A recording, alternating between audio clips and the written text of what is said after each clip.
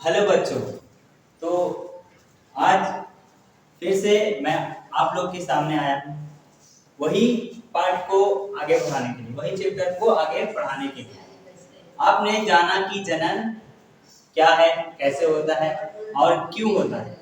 कैसे होता है वो हम अभी बताएंगे, और क्यों होता है, एक जो है कोई भी जीव जनन क्यों करता है इसके बारे में हम लोग ने जाना है। कोई भी जीव जनन इसलिए करता है कि वो अपना अस्तित्व को कायम रखना चाहता है।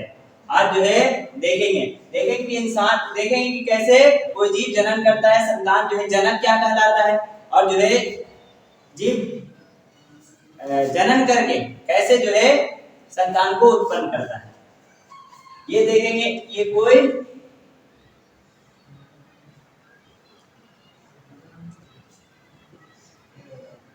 मेल है, उन्हें मेल है, पुरुष है, पुरुष है। ये कोई महिला है, कोई महिला है। कोई फीमेल, फीमेल, ये कोई फीमेल स्त्री है, महिला। अब देखेंगे कि ये जो है सेक्स करते हैं, तो ये सेक्स, जब ये सेक्स होता है इनके बीच, तब जो है संतान की उत्पत्ति होती है। इसकी उत्पत्ति होती है संतान, ये जो है संतान कहलाता है, संतान की उत्पत्ति होती है। और जब ये जो है आपस में सेक्स जैसा भोग करते हैं तो इसको हम क्या बोलेंगे, ये बोलेंगे जनक बोलेंगे। क्या बोलेंगे? जनक बोलेंगे। क्या बोलेंगे? जनक बोलेंगे। जो है आपस में सहयोग करके सेक्स करके संतान की उत्पत्ति होता है, और जो है इसको हम क्या बोलेंगे? जनक बोलेंगे। इसी को बोलते हैं, और इसको संतान बोलते हैं, तो फिर इंग्लिश में फीटस बोलते हैं। जो है संतान की उत्पत्ति होती है। कोई भी जीव जनन इसीलिए करता है कि वो अपना अस्तित्व को क्या कर सके, कायम रख सके। अब जो है इंसान का बच्चा जो है, इंसान जो है जब इंसान सेक्स करता है तो वो जो है अपने ही जैसा संतान को क्या करता है, उत्पन्न करता है, प्रोड्यूस करता है। उसी को इसी को क्या बोलते हैं? जनन बोलते हैं। तो देखो ये जो है संतान, इसको संतति भी बोल सकते हैं, संतति भी बोल सकते हैं। क्या बोल सकते हैं? संतति। जो है हमारा जो है जन्मदाता कौन हुआ? हमारा जन्मदाता हमारे माता पिता। जैसे कि हमारा जन्मदाता, हमारे जन्म देने वाला कौन है? हमारा माता पिता। कौन है? हमारा माता पिता। अब जो है हमारा जन्म देने वाला हमारा माता,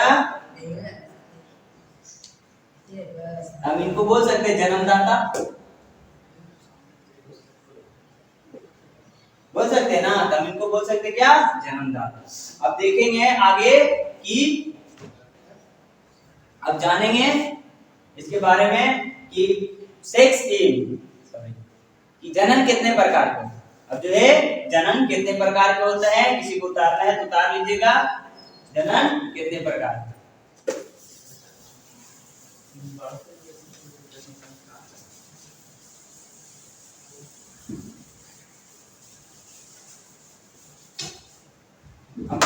अब जानेंगे कि जनन कितने प्रकार है।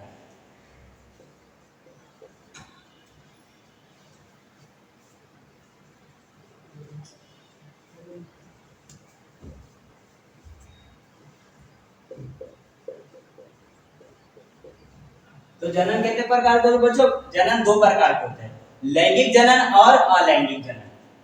कितने प्रकार के होते हैं? दो प्रकार के। जनन कितने प्रकार के होते हैं? दो प्रकार के।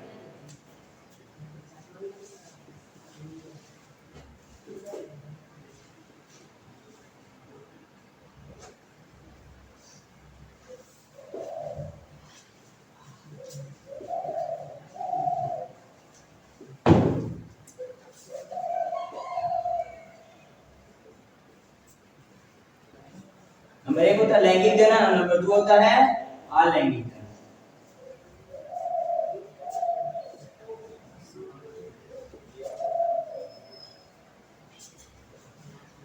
अलैंगिक जनन। अब हम सीखेंगे कि जो है अलैंगिक जनन किसको बोलते हैं, लैंगिक जनन किसको बोलते हैं। तो अलैंगिक जनन उसको बोलते हैं जिसमें सिर्फ एक यानी एकल पेरेंट, यानी एकल पेरेंट की जरूरत होती है, मेल हो चाहे फीमेल हो। इसमें जो है लैंगिक जनन में दो पेरेंट की जरूरत होती है, यानी माता हो और पिता, कोई भी जब तक दो जोड़ी नहीं होगा इसलिए जो है लैंगिक जनन कोई भी नहीं कर पाएगा। तो बच्चों हम देखेंगे कि लैंगिक जनन किसको बोलेंगे, अलैंगिक जनन किसको बोलेंगे। तो लैंगिक जनन में एकल जीव भाग लेते हैं। कितना जीव भाग लेते हैं? एकल जीव।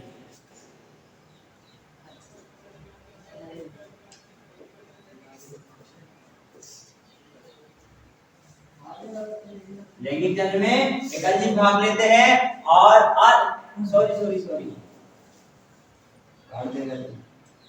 अलैंगिक जनन में एकल जीव भाग लेते हैं। अलैंगिक जनन में एकल जीव भाग लेते हैं।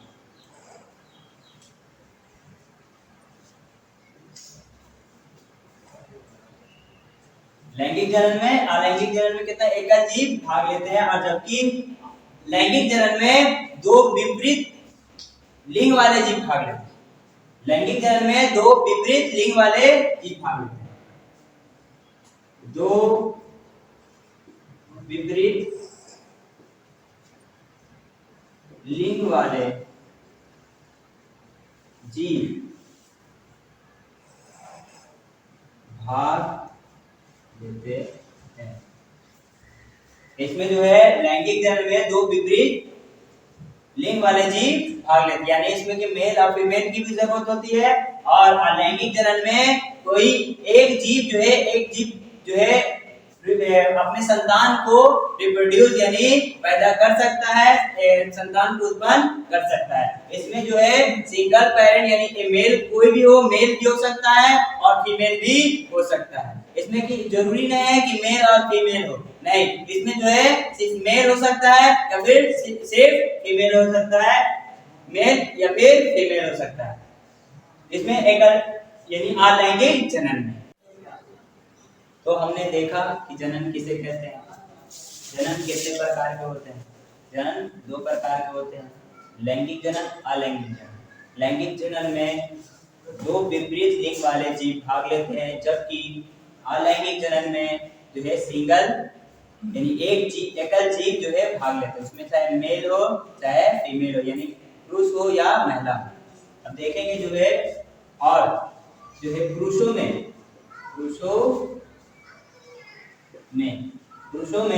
जो है स्पर्म होता है, स्पर्म यानी शुक्राणु। पुरुषों में स्पर्म होता है यानी शुक्राणु, और महिला में यानी अंडाणु। क्या होता है? महिला में अंडाणु। और जो है ये स्पर्म, महिला में ये स्पर्म का निर्माण कहाँ होता है? स्पर्म का निर्माण कहाँ होता है? स्पर्म का निर्माण मेल के शरीर में वृषण में होता है। कहाँ होता है? वृषण। स्पर्म का निर्माण कहाँ होता है? मेल के शरीर में वृषण में होता है। कहाँ होता है? वृषण।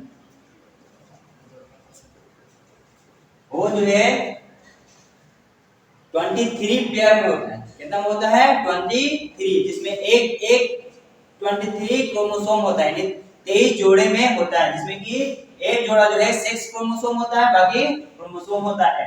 एक जोड़ा जो है सेक्स क्रोमोसोम होता है, और महिला में अंडाणु जो है, देखो बच्चों हमने देखा कि इस पुरुषों में शुक्राणु और महिलाओं में अंडाणु। अब शुक्राणु को अंडकोश भी कहते हैं, अंडकोश में भी कहते हैं। जब शुक्राणु का निर्माण कहाँ होता है? वृषण में। जब कोई मेल यानी पुरुष स्पर्म को रिलीज करता है, निकालता है, तो उसमें जो है लाखों की संख्या में क्या होता है? स्पर्म होता है, यानी 200 से 300 मिलियन स्पर्म होता है। कितना होता है? 200 से 300 मिलियन। एक बार जब स्पर्म निकालता है, रिलीज करता है, तो कितना होता है? 200 से 300 मिलियन स्पर्म होता है। 200 से 300 मिलियन स्पर्म होता है। पुरुष और महिला जब काची करते हैं, सेक्स करते हैं, तो उसमें जो है उसके बाद जो है निषेचन की क्रिया होती है। निषेचन के बाद भ्रूण बनता है, भ्रूण के बाद बच्चे का निर्माण होता है, बच्चे का जन्म होता है। अब जो देखेंगे कि कोई भी नर का जनन अंग क्या है? नर का जनन अंग का क्या काम? नर का जनन अंग जो है उससे जो है मूत्र विसर्जन भी होता है और जनन का काम उसी से होता है। उसके नीचे जो जस्ट होता है पेशन, जिसमें कि स्पर्म का निर्माण होता है। और जब मादा का जनन अंग मूत्र विसर्जन के लिए अलग होता है और जनन के लिए अलग होता है। अब जो आए हैं पढ़ने के लिए तो उसके बारे में तो जानना जरूरी है। अब जो है ये सब तुमको एग्जाम में पूछेगा तो लिखना है। अब बच्चों देखेंगे जनन के क्या गुण, अलैंगिक जनन के क्या गुण। अब जो है अलैंगिक जनन के कई सारे गुण, जिसमें कि इसमें शुक्राणु भाग नहीं लेते, इसका ये पहला गुण है। जो है इसमें अंडाणु भाग नहीं लेते हैं, इसमें शुक्राणु और अंडाणु भाग नहीं लेते। जब शुक्राणु अंडाणु भाग लेगा ही नहीं तो निषेचन की प्रक्रिया कैसे होगा? इसमें निषेचन की क्रिया भी नहीं होता है, तो इसमें निषेचन की क्रिया नहीं होता है। इसमें उत्पन्न संतान जनक के समान होता है, जनक यानी माता पिता के समान। इसमें तो कोई भी माता होता है, कोई भी पिता हो सकता है, चाहे वो पुरुष माता कहलाता है, चाहे वो महिला जो है माता पिता दोनों वही कहलाएगी। इसमें एक युग्मक का निर्माण नहीं होता है, जब इसमें युग्मक का निर्माण नहीं हो रहा है, इसमें जो है एक ही जीव भाग लेते हैं। क्या जीव भाग लेते हैं? एक ही जीव। ये जो है सरल जीव और पादप में होता है। पादप माने होता है पेड़ पौधे में। आया समझ में? इसके जो है अलैंगिक जनन का ये सारा गुण है। अब जो है अलैंगिक जनन जो है कितने प्रकार के होते हैं ये पढ़ेंगे। अलैंगिक जनन जो करता कैसे है ये पढ़ेंगे, इसके बारे में जानेंगे। अब जो है इतना इसको उतारो और बता रहे हैं आगे। देखो ये जो है हम लोग से उसका 5 गुण देखे कि लैंगिक जनन के कितने गुण है। पांचवा देखिए, छठा जो है इसमें एक ही जीव भाग लेते हैं। मैंने पहले भी आप लोगों को बताया कि इसमें एक ही जीव भाग लेगा, चाहे वो नर हो चाहे वो मादा हो। और जो है ये सरल जीवों एवं पादप में होता है, अब हम जानेंगे कि अलैंगिक जनन कितने प्रकार के होते हैं। अब ये हम जानेंगे कि अलैंगिक जनन कितने प्रकार के अलैंगिक जनन कितने प्रकार के होते हैं। जो है हम जानेंगे अलैंगिक जनन जो है कितने प्रकार के होते हैं। अलैंगिक जनन कई प्रकार के होते हैं, जैसे कि विखंडन, द्विखंडन, ये सब के बारे में हम लोग जानेंगे। जो है इतना लिखो और जो है आगे देखते हैं। देखिए अब देखो जो आगे बढ़ते हैं। अलैंगिक जनन कितने प्रकार के होते हैं, जैसे कि नंबर एक में विखंडन, आज बोलते हैं विखंडन के बारे में जानेंगे कि ये जो है एक प्रकार का लैंगिक जनन है। अब जैसे हम अपने आप को मान लो हम अमीबा है, और जो मेरा कान जो है यहाँ से कट गया तो वो एक अलग से नया जीव निर्माण करता है। मेरा हाथ कट गया, वहां से एक अलग जीव निर्माण कर लेता है। ये जो है इसके विखंडन में ऐसे होता है। देखो ये अमीबा है, अमीबा को ऐसे कर दिए ये दो भाग में डिवाइड हो गया, इसका जो है अलग जीव का निर्माण हो गया। इसको ऐसे भी कर सकते हैं, इसको ऐसे भी कर सकते हैं, इसको ऐसे भी कर सकते हैं। जिस पार्ट से उसको काटोगे उस पार्ट से वो नया संतान उत्पन्न कर लेगा, नया संतान पैदा कर लेगा। इसे जो है विखंडन की प्रक्रिया ऐसे होता है जो है। और जो है द्विखंडन में क्या होगा इसके बारे में हम आगे देखेंगे। देखो बच्चों, अमीबा जो कार्य करता है अपने बॉडी को अगर दो भागों में बांट लेगा तो जो है विखंडन जो है होता है कैसे, ये हम लोग ने देखा कि अगर अमीबा अपना बॉडी के किसी भी हिस्से को अलग कर लेता है तो उससे वो अपना एक नया संतान उत्पन्न कर लेता है। अब विखंडन होता है कैसे, दो या दो से अधिक भागों में खंडन माने होता है टूटना। तो देखें हम लोग देखें कि अमीबा को एक भाग में इसको अगर अमीबा को अगर अमीबा को दो भागों में अलग कर लेंगे, इसी को क्या बोलते हैं, द्विखंडन। आज बोल रहे हैं दो भागों में टूटना, जैसे कि दो भागों में टूटना। दो भागों में टूटेगा तो इसको क्या बोलेंगे, द्विखंडन। दो भागों में टूटना इसे क्या कहेंगे, द्विखंडन। और अगर दो या दो से अधिक या अधिक भागों में,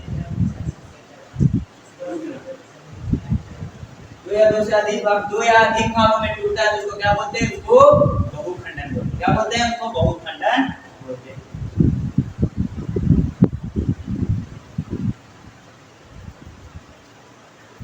बहुखंड।